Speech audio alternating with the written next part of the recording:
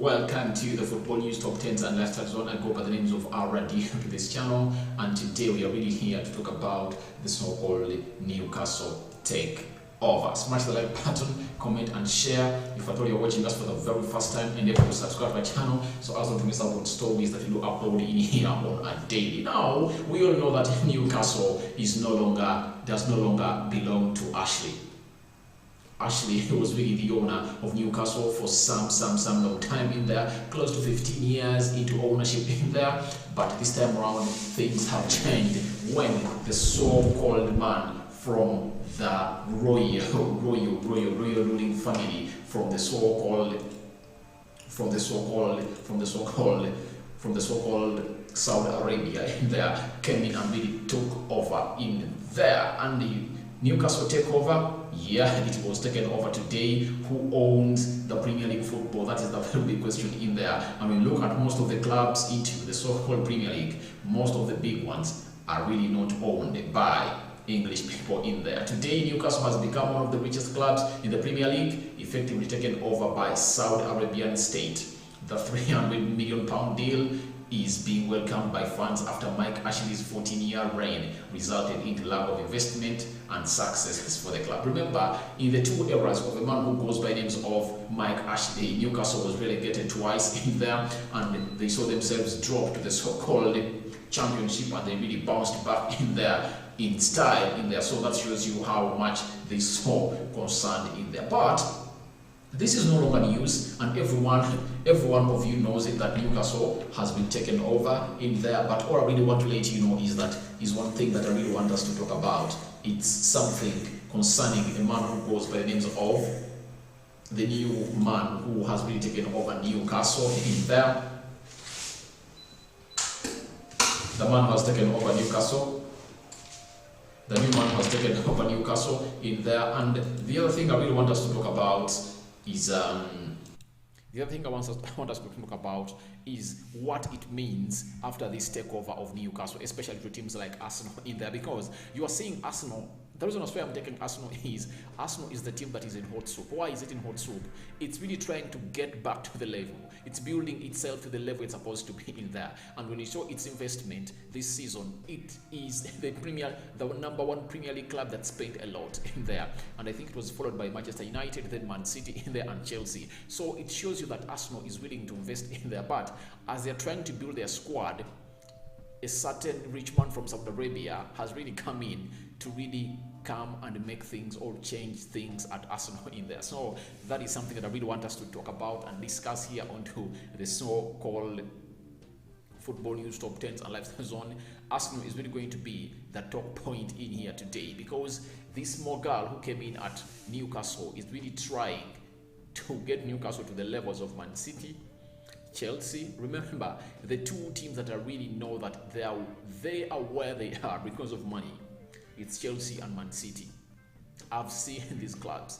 Even Aston Villa, you see it's improving because of the money injected in there. But two clubs. In 2003, there happened to be a man coming in from Russia known as Roman Abramovich. He came into the Premier League and bought a team which goes by the name of Chelsea.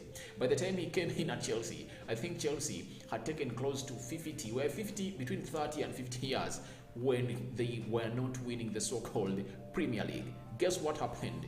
Ranieri was really given all the boost and he failed to win the Premier League. And guess what? He was sacked, and Jose Mourinho, who had won the Champions League in 2003 with FC Porto, was given a job as a Chelsea manager in there. Immediately that season, he really took the Premier League. And I think for the following two seasons, he really took the Premier League, and then Arsenal came in and did an unbeaten run and really took the Premier League in there. But they really started to dominate no sooner the monies came in. The same applies to Man City. Shinawatra first came in and they brought in people like Robinho in there. They tried to build their squad in there. They invested into that squad from 2006 in there. Shinawatra came in, and after Shinawatra, there came in the Abu Dhabi Prince in there, took over Man City, brought in Mancini. I think it was it Mancini or Pellegrini who came first? I think it was Pellegrini in there.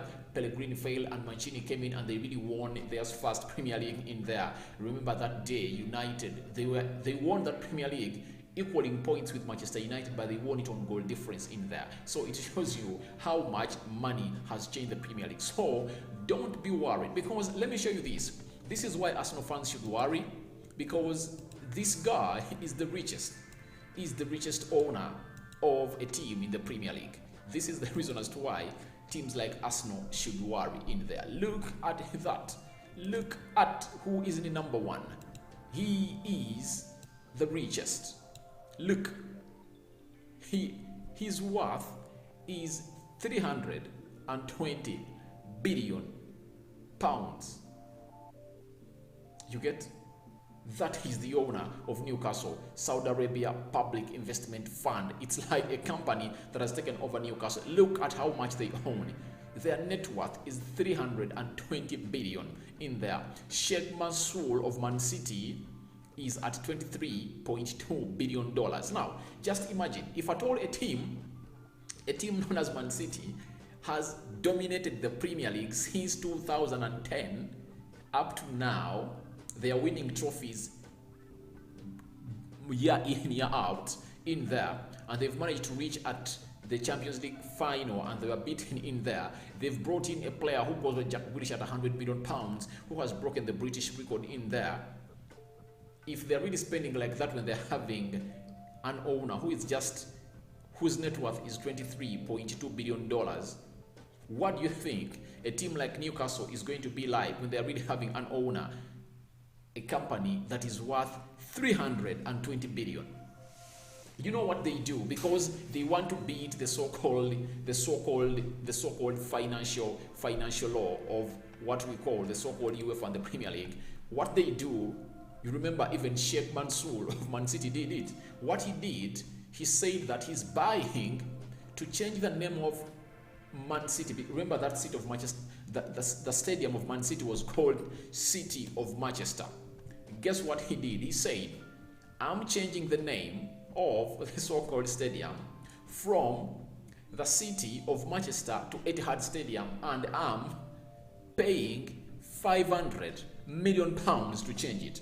That means that money is going directly to the account of the team. That means Man City was given £500 million to really add into their business. You get?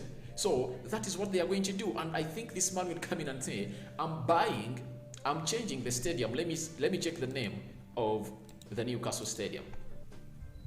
Newcastle Stadium. I remember it was St. James's Park. I don't know what's the name, whether it was changed in there. Yeah, it's called St. James's Park in there. That's the name of Newcastle. So I'm 100% sure he'll come in and say, I'm changing the name from St. James's Park to maybe, because they're having their companies in there, and he'll change it. After changing it, he'll say, I'm buying it, and Newcastle will say, if at all you want to change it, can you get us £1 billion? And he's going to hold £1 billion and inject it in Man City. Sorry, in Newcastle. Now, you know how much it means having £1 billion. You get? In this COVID era, remember, players are cheap. Newcastle will go in and bring in big players. The reason that's why I'm talking about Arsenal, because Arsenal is a side that was looking at the likes of Yusuf Bissouma, Calvert-Lewin, Madson. Who else was the so-called Arsenal is looking at? Isak from Real Sociedad. All of the players that Arsenal is looking at, Newcastle is going to be the first team to go in and get them back. They are really going to get back to themselves, because there is no difference between Arsenal and Newcastle, because both of them are not playing the Champions League. You get?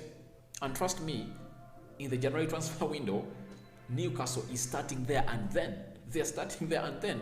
And you're really going to see them signing players even before we reach January transfer window. They're really going to go in and make signings even before that. You get? So I really want to let you know that Arsenal is in trouble, total trouble, after the Newcastle takeover, because that means it's no longer going to be the top 6 battle. It's going to be the top 7 battle. And can Arsenal really go ahead and silence or get itself to a level where they're really going to compete with Newcastle? Because if you look at the squad of Man City, Chelsea, Manchester United and Liverpool, it will take Newcastle like four years to reach that level as a squad that these people are built in there. But to build a squad that Arsenal is having right about now, it will take Newcastle just January transfer window only that. Because let me give you an example. Who did Arsenal bring in? Arsenal brought in Aaron Ramsdale. That means Newcastle can go in at Manchester United and tell them, we want Dean Henderson because it looks like you want to sell him. We're having 60 million pounds or 50 million pounds in there. Get us Dean Henderson. And Dean Henderson is better than Aaron Ramsdale. Tomiyasu, a player like Tomiyasu, Newcastle can get him. You get Nuno Tavares, Lokonga, all those can come at Newcastle. Odegaard, they can come at Newcastle. You get who else? So all the players that Arsenal are looking at to bring at Arsenal and strengthen their squad, Newcastle can really bring them, and a team which goes by the names of Arsenal in there, and they can really outcompete Arsenal in there. So Arsenal needs really to take care. Mikel Arteta, however much wants Mikel, however much wants Dominic Calvert-Lewin and Watkins in there, that so-called English duo in there, really wants them at a team which goes by the names of Arsenal. As he really looks at them, Newcastle is really going to come in and really tell people that, oh, look, I'm really having the money with me. You get? And one thing they're really going to do, they're only going to give Steve Bruce, the manager of Newcastle, just this season. If he fails, they're really going to chase him away because they want to bring in a manager who can really attract good players in there. Don't be surprised to see the likes of Zidane, Conte in there. Even Jose Mourinho might even be brought back in the Premier League to come and coach a team which goes by Newcastle, because Jose Mourinho is always happy to work with teams that really have a very big budget onto them. You get? So this Newcastle takeover, wake up call for Arsenal in there.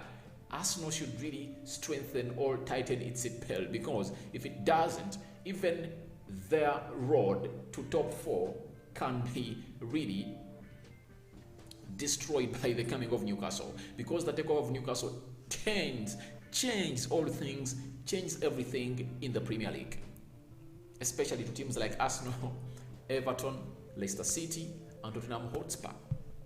Yeah, everything has changed. The takeover of Newcastle has changed lots of things. I don't know what you think about the takeover of Newcastle. Smash the like button, comment, and share. Go into the comment section and you tell me what you think about the takeover of Newcastle, as the so-called Mogul from Saudi Arabia has really taken it over. That is, Saudi Arabia Public Investment Fund has taken over Newcastle in there. So smash the like button, comment, and share in there, and in all the teams owned in the world.